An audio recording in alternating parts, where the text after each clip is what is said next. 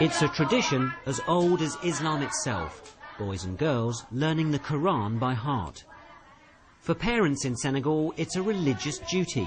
The state won't provide it, so they send their children to private Islamic schools, or daras. For the poorest, the education is free, though the conditions are basic. The children here are well looked after. Most go home every night. But for thousands of others across the country, life in the Dara is one of abuse and exploitation. And this is where they spend much of their lives, asking for food and money ordered onto the streets by their own teachers.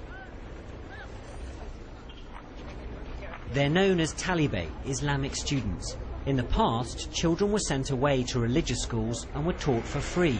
Local people provided food. It was a proud and honourable tradition, but this has been corrupted by poverty and mass migration.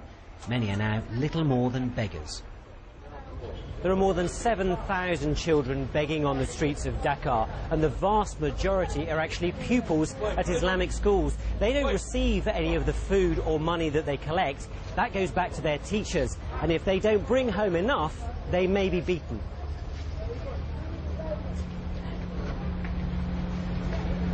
The boys are scared. Most hide when we try to ask them questions. But we persuade some to tell us about their lives. They say they've been ordered never to talk to people with cameras. Their clothes are filthy, they have eye infections and sores on their legs. Some beg for 6 hours a day to bring back both money and food. This boy shows us where his teacher hit him. When the children are forced to beg, the marabout generally demands a quota each day that the child must bring back. In Dakar, that's generally around 500 sefa, which would be the equivalent of a US dollar for each child in the Dara. And if the children are unable to bring the marabout the sum, they are beaten almost without fail, quite brutally. We documented cases of children being chained, of being tied to pieces of furniture, of being locked in rooms for almost the entire day, and beaten to the point at which there are open wounds on their back and the neck. On a back street, we find an open door. It's no secret in the community what goes on here. In stifling temperatures, the boys sit on the dirt floor, learning texts written on wooden boards. This is typical of the worst kind of daras. There's about 50 students studying and living here, but the smell is almost overpowering. Look at this. You can see that these are all their clothes hanging up, there's no running water, and the toilet is just a hole in the ground. Parents pay no fees and send children at as young as 4. They may be here for years, never going home. Discipline is enforced by an older boy who uses a length of fan belt from a car engine to keep the pupils in line. Some of the boys wince and raise their arms to try and protect themselves. They're clearly scared. It's extraordinary that they let us film, but it's obviously part of everyday life here.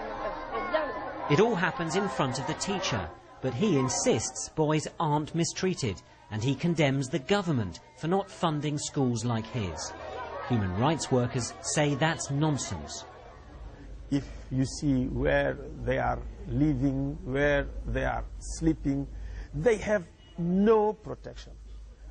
You know, I have seen with my eyes some of these children, after an accident, they are killed by vehicles. They don't stop. They go. Like if they have killed a dog or an animal. Unwanted at home and abused at the school, many run away to live on the street, cast-offs amid the refuse.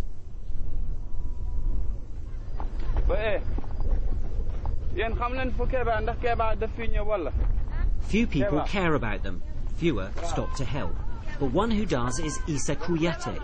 He's a social worker who seeks out the Talibé to give them medical treatment and hopefully try and reunite them with their families.